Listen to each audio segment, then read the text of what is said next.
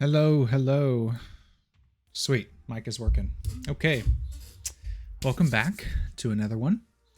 So a couple announcements, I guess. I changed my Twitch username to TechDoofus because that seemed pretty appropriate. Just something other than my name. I don't know.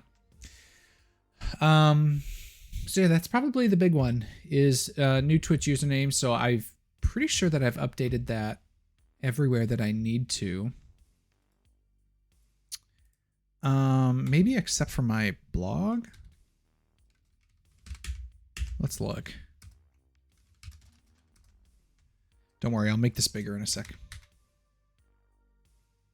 Okay, here's the code for my site.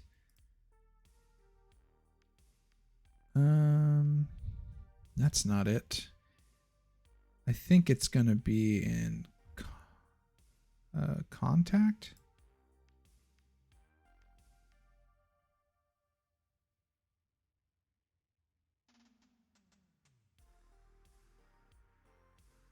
Dude, okay, where is the contact section? That's my timeline, social. Okay, here it is.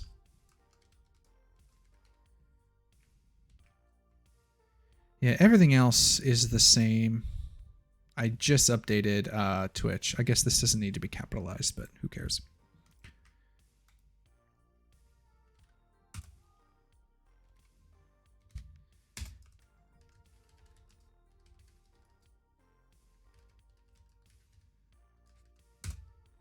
So if I push that, GitHub will automatically build and redeploy my website. So this one here, we can see it's real tiny in the bottom corner, but it still says Matthew J. DeGarmo. I think GitHub will tell us. Oh, this isn't it. I think it will tell me when it's actually deployed it.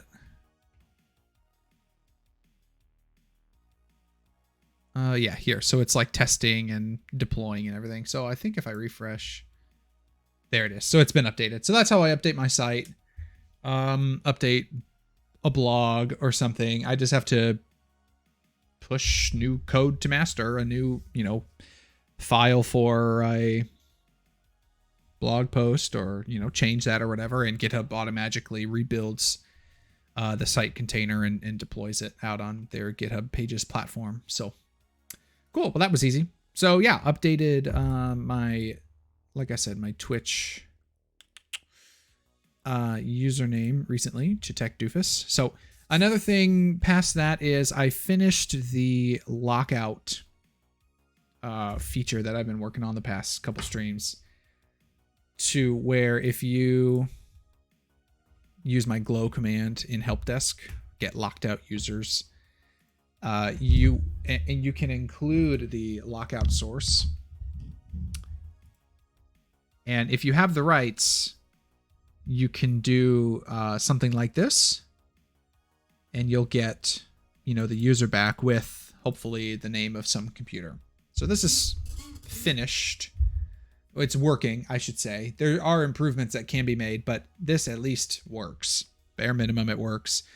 If you don't, you know what? I should include an example of this not working. That is something we could do now quick. If you do not have the rights to query your domain controller to get this information in the first place, instead of a fourth column, you'll instead get an error message and then just the normal 3 columns that you normally would. But I should add an example of that. An example in the documentation of it showing the error and then putting it back just to the 3.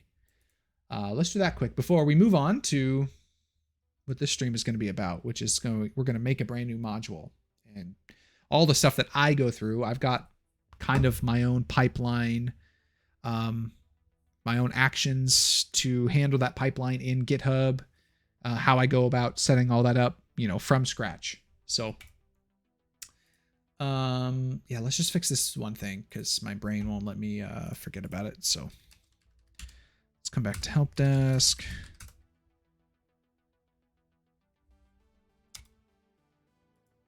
Yeah, let's just get on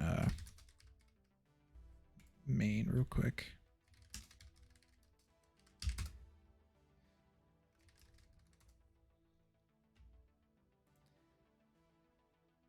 Where are we going? Right here.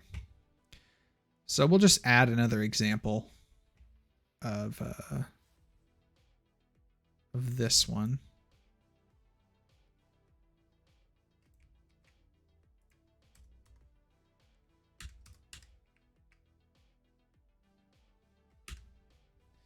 Gosh, see, GitHub Copilot is awesome, but this isn't what I want.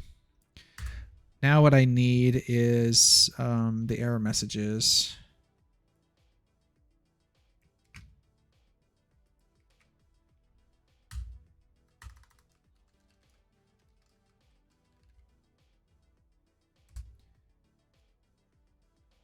I added another warning that tells you not everyone even knows about the help system, which is surprising. That's like one of the first things you should learn about PowerShell is, I don't know how to do this. How can I get some help? So the get help commands, which is what all this is. When you type get help, this is the information that you get. The command to basically get this help section, which actually tells you, here's an example, two types of access that you need. You need them both to be able to read these security logs from the domain controller instead of granting admin on the domain controller or something like that. So a legitimate help desk person that doesn't have any, domain admin rights or whatever could still have read access to the DC security logs just for this command. So I give an example of, you need to be in this group on that machine, and then you need permission to this registry entry on that machine, read permission, and then you can do this. But before I just had the one error message, you don't have rights. Well, I've included what rights you need in the documentation, so I added a second error message just to say, just to help point them in the right direction. And if you type in this, you will get this block just for that parameter. So anyway, but I'm adding an example of seeing that error message. And then we would paste in what they would normally see.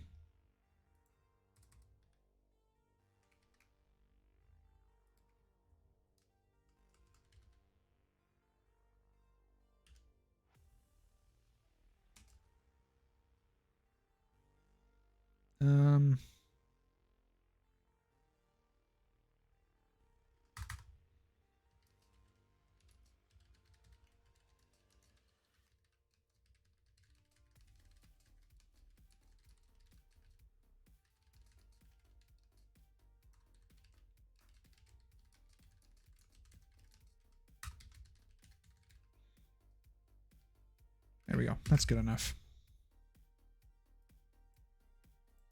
And I just pushed out an updated version of this earlier.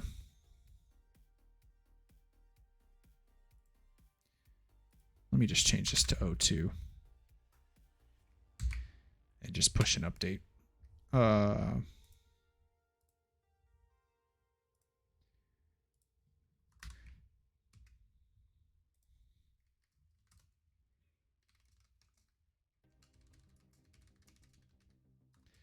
Adding a help example.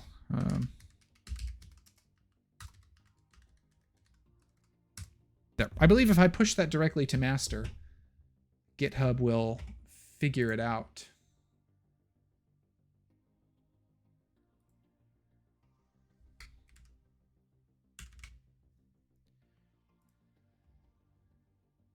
Yeah, I can push right to master and it's still going to run my checks and publish if it needs to.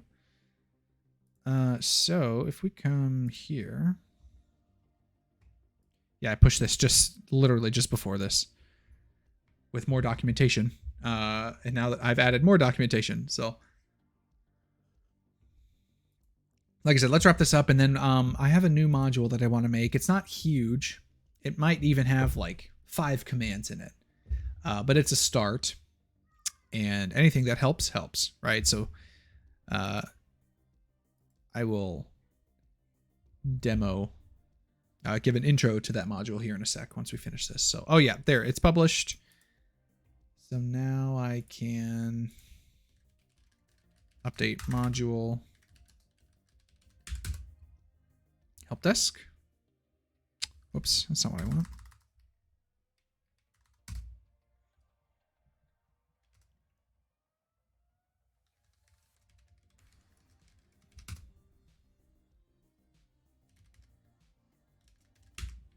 This will probably just throw me a bunch of errors. Yeah, because I don't have any of this information. But I do now see this new message, which was introduced in version 1101.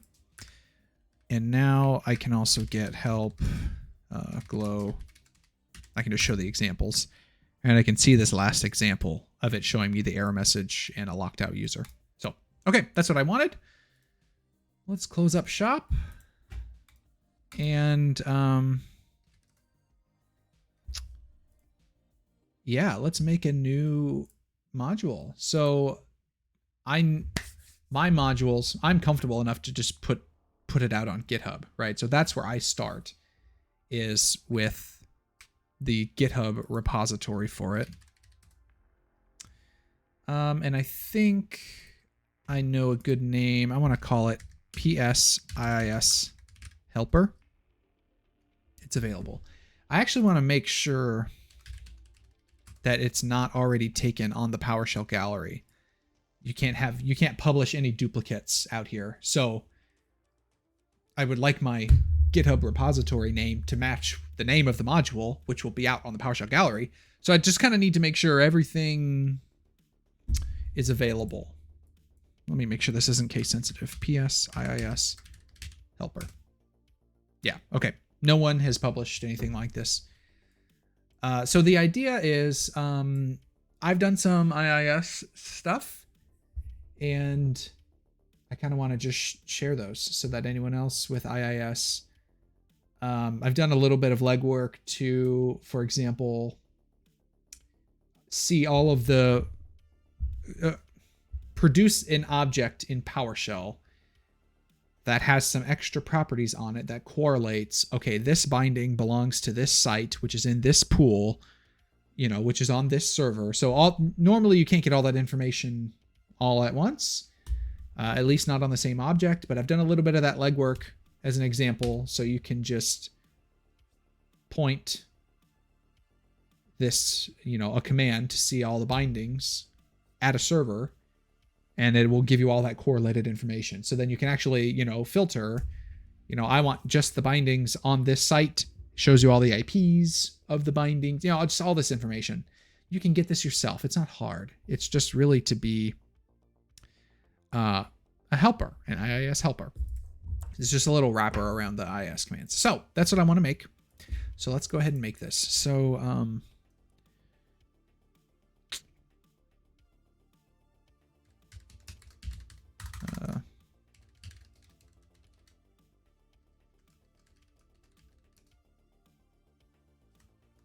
PowerShell IIS helper commands, make it public, add a README.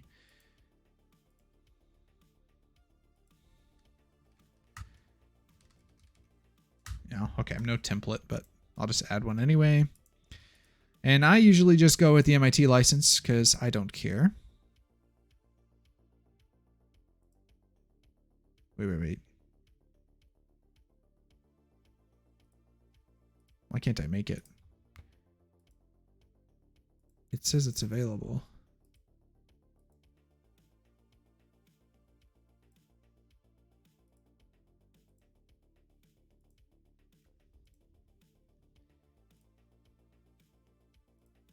Okay, that was weird. Like I couldn't click the button. Oh, hang on. For some reason, I'm not seeing my chat here. Whoops.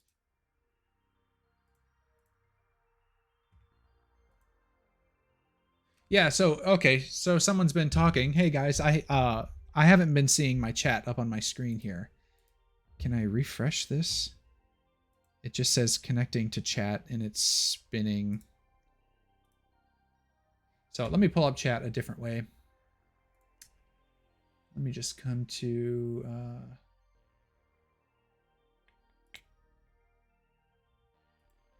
I think I can go to Stream Manager.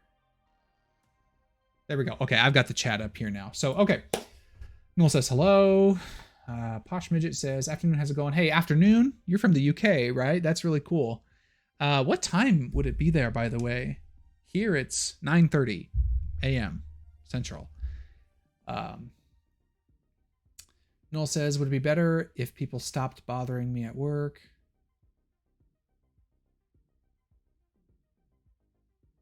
I'm not sure what you mean by that. Don't they know I'm doing important stuff here? Yeah. I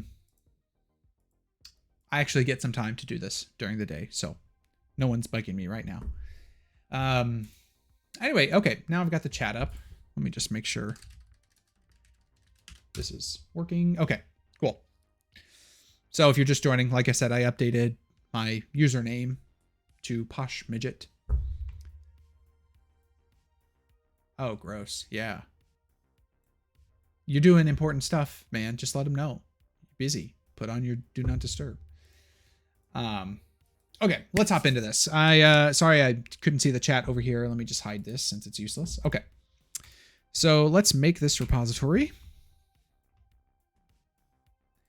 And then I will clone this down. Hide that. Okay. So then I will, clone this down to here.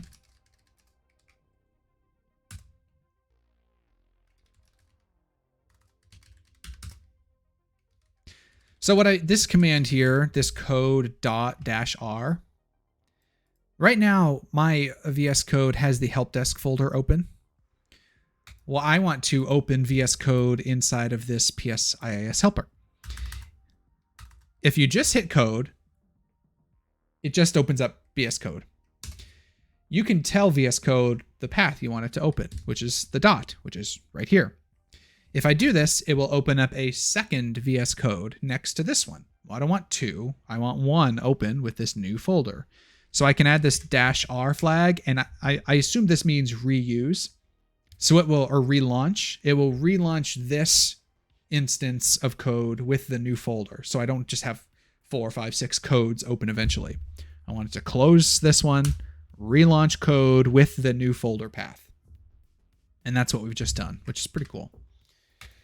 So I've got a certain module structure that I like to use. I've got some blog posts on it. There's really no best practice for making a module. There's no single best practice for all modules. There's best practices for what you're trying to do. And this module structure that I'm about to make just works for me. So,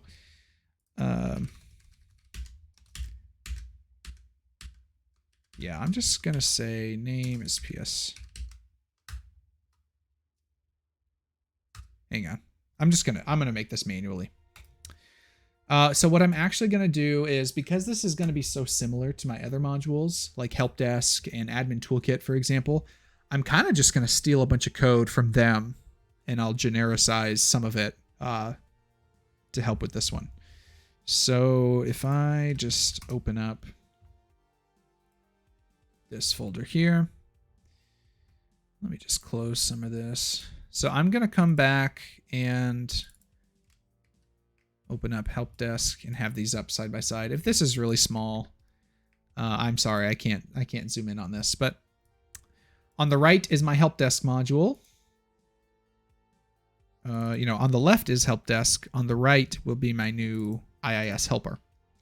So some things I'm going to steal. I'm going to steal the module, the manifest, the change log. You know what? I might as well just... let me just steal everything up to here. Yeah. It's copied over a lot of stuff. Now I just kind of have to go through and rename and delete things. So like coming into functions, public, I don't need any of this stuff. I just need the folder structure, basically. I don't have any functions yet to put in here. Docs, let me get rid of that. Build. These I want, but I'll have to rename some of these. Tests, I'll rename these tests. All right, let's rename this. Let me do this inside of VS Code now, so it's easier to see. So let's just update the names of this. I'm gonna copy the name here. Let me rename some things and I'll explain everything that's going on, because there really is a lot to what's in these modules. So to start, the bare minimum of a module, well, bare minimum is this one file, the PSM one. I guess M stands for module. This is the bare minimum. A lot of people just put all their functions right inside this one file, and literally their module is one file. That's 10,000 lines long or whatever. I don't like that because it's 10,000 lines long. I can't find anything. I like to break things out, into their own function files like this. So I know I'm looking for this function. I need to make a change. I know exactly where that file is. I don't have to search file and oh, that's on line 7021. I don't have to do that because it's all broken out into files. So I don't need to rename anything in here, just the file name. I am going to have to rename some stuff in here. So bare minimum is one PSM1 file. This is the bare minimum you need for a module, but you can tailor on this PSD one. I don't know what the D stands for because this is called the manifest file. It's got just a bunch of metadata pretty much on your module. Okay. So I'm going to update this obviously with some new information. This, we're going to go version 0.0.1. Let me get a new GUID.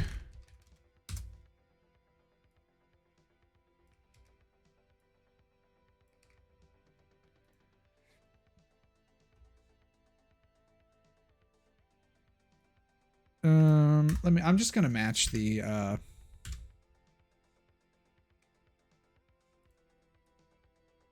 description here because I'm lazy. Minimum version, I guess that's okay. 5.1. We don't have any functions to export yet. No aliases to export. We need to update this.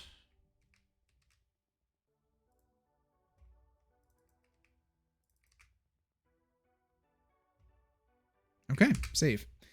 Our manifest is updated. So this has, what's the versions of PowerShell this supports? What's the version of the module? You can't version if you just have the bare minimum, right? So this is, in my mind, the 2 files are required. Obviously, you want to version your stuff. You want to have some of this information. But technically, you don't need it. But if you want to be a pro, you need it. So you need these 2 files, PSM1 and PSD1. So I've updated all this. I didn't change this at all. This is the generic MIT license. Anyone can use this. I don't charge. You can copy this code, do whatever you want with it. Who cares? I'm just being nice and sharing.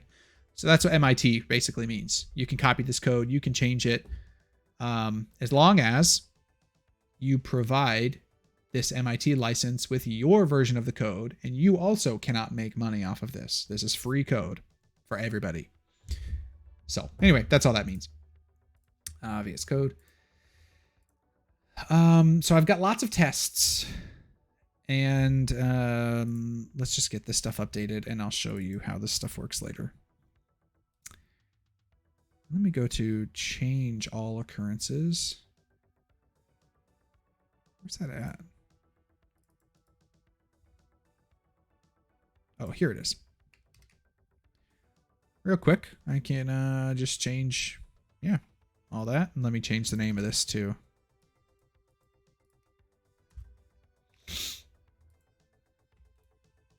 This is, I guess this is what's, I'm kind of cheating with having modules to copy from. Let me rename some of this, and then I'll go through and explain all the pieces that are going on here. Close saved.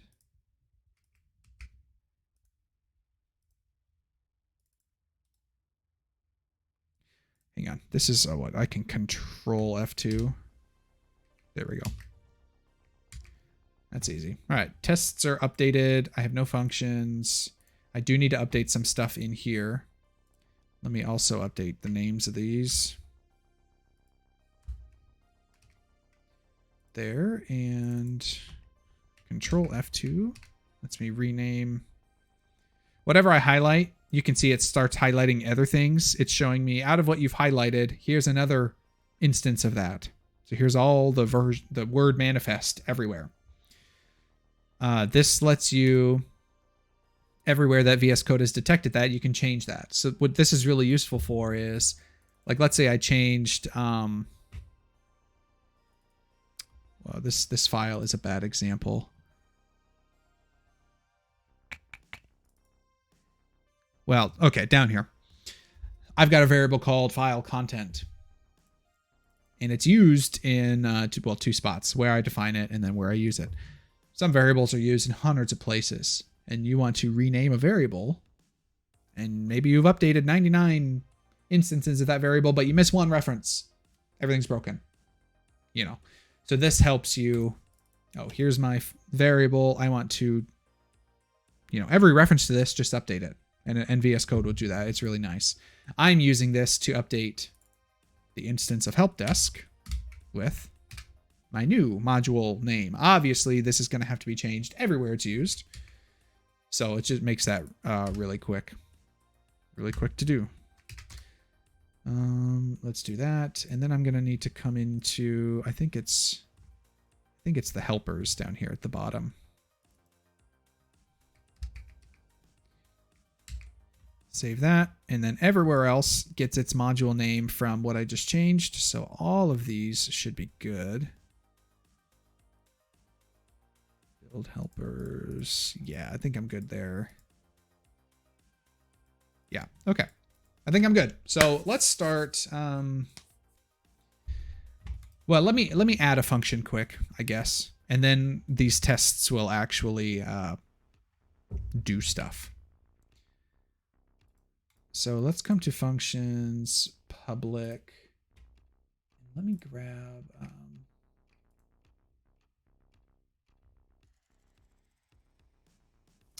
Oh, let me just grab it from this conversation up here. I sent it to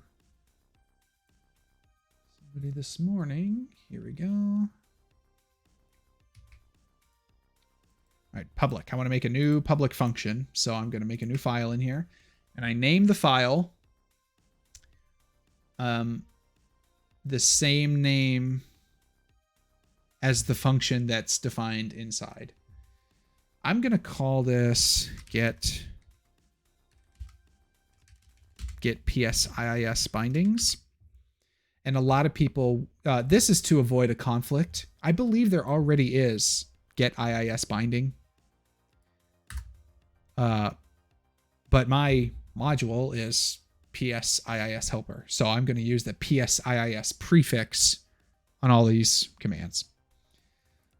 So let me paste this in here, and then I'm actually going to just update what the old name was. PSIIS. And I can do the same thing. Replace that in every instance. So there's the name. I've already got some documentation. I've already got a function out here for this.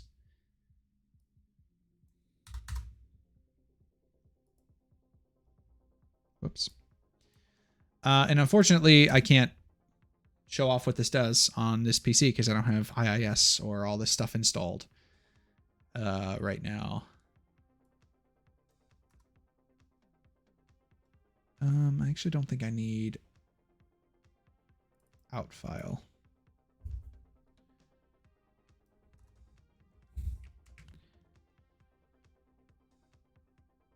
Yeah, so I can totally delete that. Okay.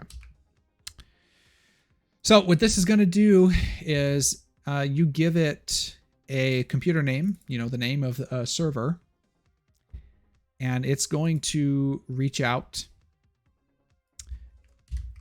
to that server. So I defined this script block. This is the script block that's actually going to be ran on that computer. Down here, I invoke against that computer the script block that I've defined above. And what that is so I get all of the IIS sites. And then for each one of those sites, I get all web bindings for that site.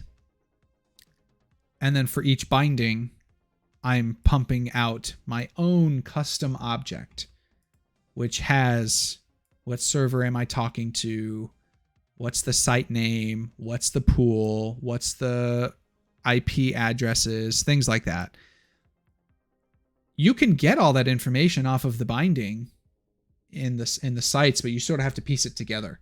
So what this function does is you give it a server and it gives you all the bindings on that server for every site in one object. Each binding has its own big object, and it's tied to the application pool, which is tied to the site. So once you get a big list of these objects back, you can filter on, here's the 300 bindings, where site name equals this specific site. And then you get all the bindings for a site, or all the bindings where application pool equals this. And then you get all the bindings that are in a specific application pool. So it makes it very easy to get one object that's correlated to all the other objects right there. And then you can filter on whatever you want.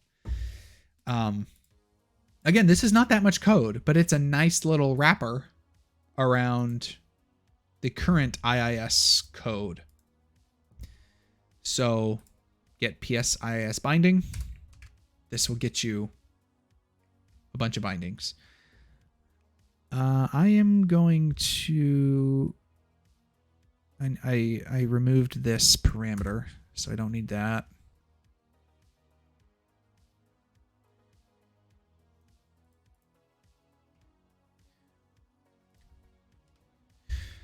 And there's no more file names, so I can get rid of this. Cool.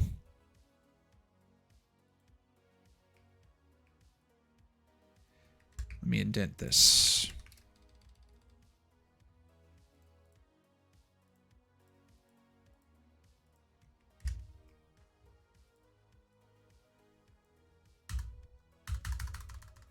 Okay, save. So we've got a function, finally. Now what, so my pipeline, that's kind of the big piece to this, is the PowerShell pipeline. I've got lots of tests. I've got, I build the module. That's another one. I can explain what that means. After the module is built, then I do a few more tests on the built version, because the built version is what I actually publish to the PowerShell gallery. That's what people actually download, is a built version of the module. And what building does is, so let me just make sure that this works. Okay, that happened very quickly. Get module. Okay, so I've got the module locally. To import this module, it runs this file, which just does a bunch of these loops to dot source all the files that make up the module. Dot sourcing is basically, okay, so I dot source the path of a file. It basically crack open the file, copy paste everything into my current session, and then go to the next file, copy paste, copy paste. That's really what dot sourcing is. If I published this version of the module, and it's got files all over the place, like my other, like HelpDesk or whatever. It's got lots of files in public, lots of files in private. I've got a dot source like 50 files. That takes some time to do that. For the loop to happen, when you run a command, PowerShell will automatically import the module. But to import it, it's got to go and loop through all these files and copy, paste, blah, blah, blah, and dot source everything. Building the module means before I publish it, I do all that copy pasting myself. And I paste it all into the PSM1 file. So right now, this is just a bunch of loops, and the actual functions live in their own little individual files like this. But let me try, let me actually build this module, see if it works. Sweet. So I built the module. There's only one command, but we'll take a look at what this is. So when I build the module, it makes another folder here, the name of the module _build. And there's two files. This is what would be published to the world right now, is the manifest and a PSM1 file, which, guess what, has the function inside. Now, if we defined, let me maybe make a bunch of these just to prove my point. Let me make a bunch.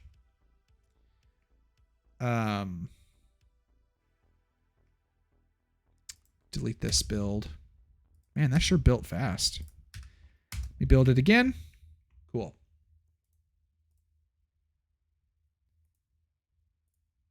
So let's come into the built version, the PSM1. You can notice over here on my scroll bar, it's a lot bigger.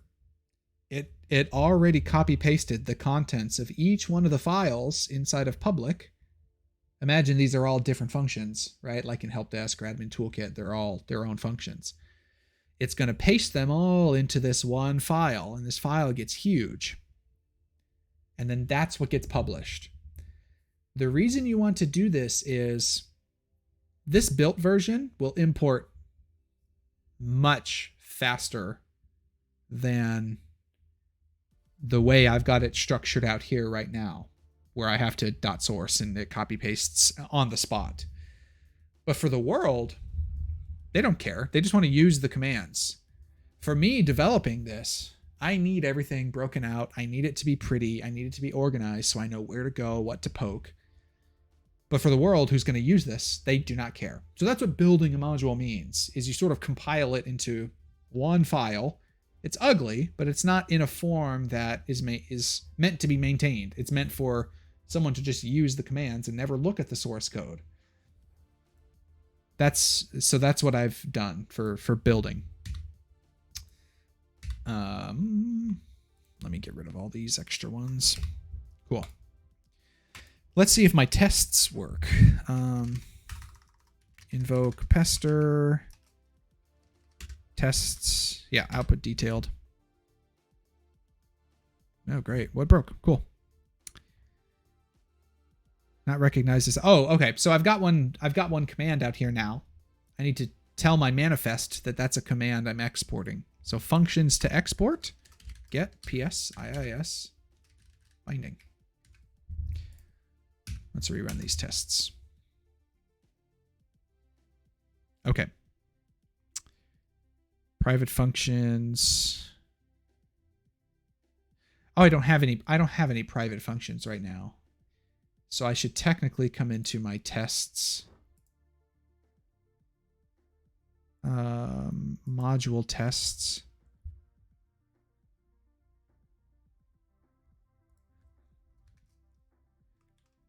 Tag public.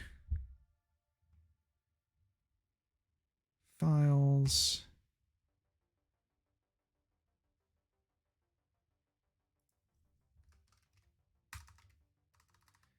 I think I need it on the context.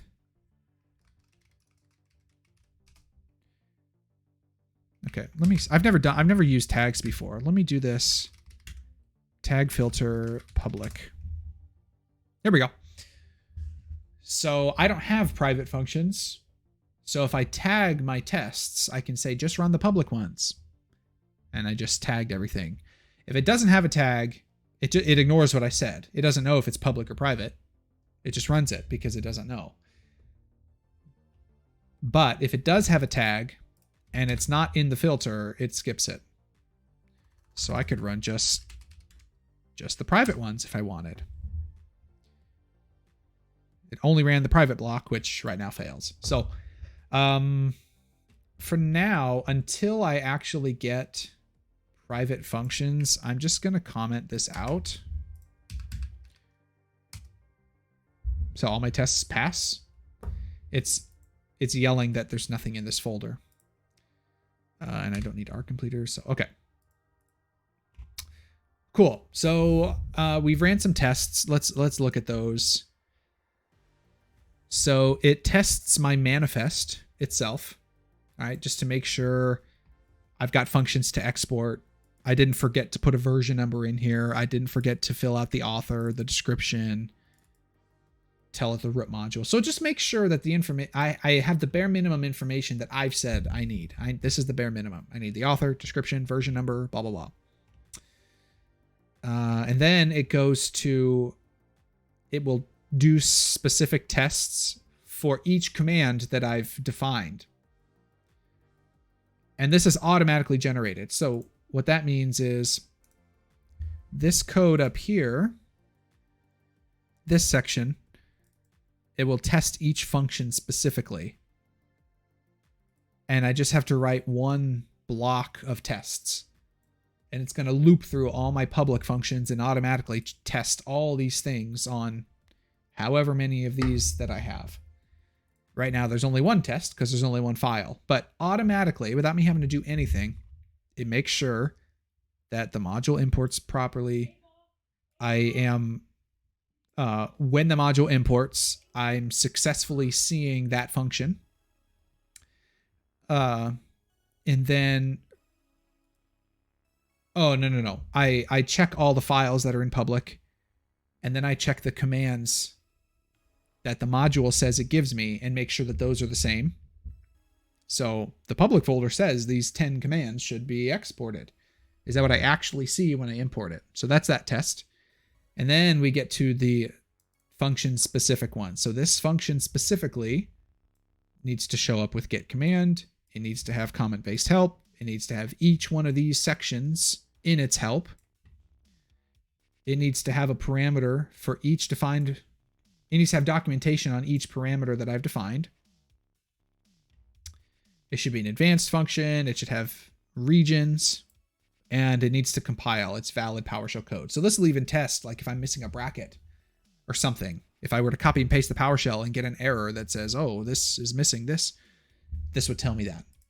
And this just automatically happens on every function that I provide. If I come back to HelpDesk and ran that same command, we're going to get lots of output because there's lots of commands inside of HelpDesk. So here we're testing remove user profile. It did all these tests. We're testing reset password. It did all these tests. So that's really cool. It's a really cool way to write my tests. I don't have to write 50 versions of all these tests for every command. I've written them in a way that Pester can basically grab all those files and then for each one, run a test on each file. So that in my brain is pretty cool. So those are the tests. These test the source code. So this has to be broken up into this weird structure for these tests to work. But then I have post build tests. So we can look at what that is. So come back here. So let me build the module. Build with one command. And then build post build tests. Sweet. So inside of my build folder, I've got build tests. And so these are Pester tests that run, that are called after the module is built. They're not meant to test my source code. They're meant to test what I'm about to ship out to the PowerShell gallery, the 2 files that are built. So same thing, manifest test, make sure the manifest copied properly. It's got all the bare minimum. And then a few, it basically just makes sure that the module can import and there's no bad code. That the module itself, I am doing a lot of copy pasting. I don't want to copy an extra curly bracket or something. So just make sure that the whole module runs. So I do pre-build tests on the source code. I build the module. I do tests on the version of the module that has just been built. And then GitHub will ship it out the door with some of these others. So I've got the build, I've got source code, I've got post build. Publish will call on version check. So this just makes sure the version in the manifest, 001, is greater than the version out in the PowerShell gallery. So if I had already published version 001 and I tried to publish again, it's going to say, nope, your source code is the same version. I have to specifically have a version here that is higher than what's in the PowerShell gallery. So this is all, again, this is all baked into my pipeline. I like it. It might not be the best structured, but for just copy and pasting this, I've got a huge pipeline set up for a brand new module. So I'm going to put this back down to 1. Let me close everything. I'm going to just publish this just so I can reserve the name of this module on the PowerShell gallery. Let me get rid of this file. Okay, GitHub. What's in my git ignore? Yeah, VS Code. Okay.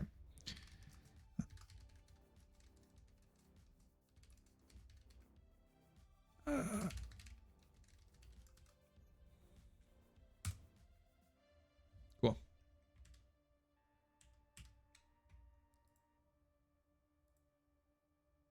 All right, everything is out here, which is cool. Oh, we've got nothing in the... Oh, great. Hang on. Change log. Let's get rid of all of this.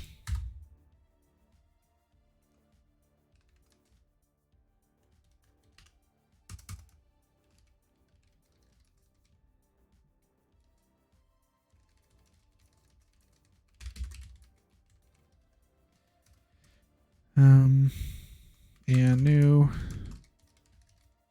functions. Technically, I have a function in here.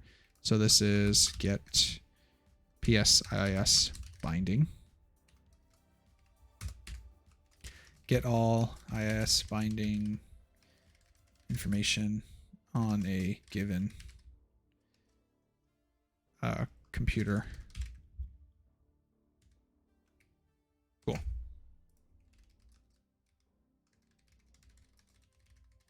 This probably already published version 001, but let's see. Yeah, see, it's so because of where some of these files are. So in this .github inside of workflows, I don't think any of this in here has the name of the module in here, so I don't have to fix anything. But the repository in GitHub doesn't have my PowerShell API key. So this won't publish because it doesn't have this variable.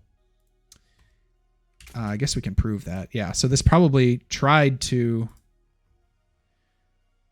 publish. One failed. Oh, it's failing on the private stuff. Duh. Okay, so all this is going to fail. But the fact that I have the files in the right spots, GitHub just automatically sees my pipelines that I've defined, which is really cool. So that's why I like this structure. And obviously this is built for GitHub. You can't do this in GitLab or anything. These YAML files that I've got in here, these are made for GitHub. Yeah, that's okay. I've got the updated change log. You know what? I'm going to delete private because I don't have anything in it right now.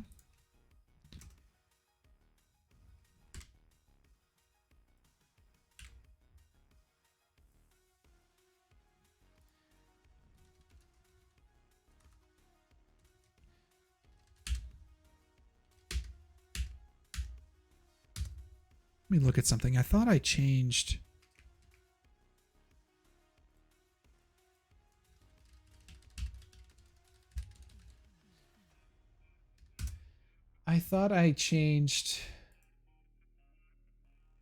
Maybe I didn't.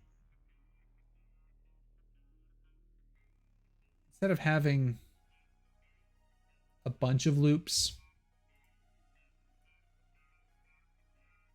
I just have one loop that loops through the private and public and everything. Anyway, I'm going to end this here. We made a new module. It's not published yet, but the next time I stream, we'll be continuing adding some functions to this module and building this up. So this will be all about IIS and just some legwork that I've built that I want to share. So sorry I'm ending this so quick, but I gotta get back to something. So thanks for tuning in. I'll see you next time. We're gonna keep working on this. So have a good one.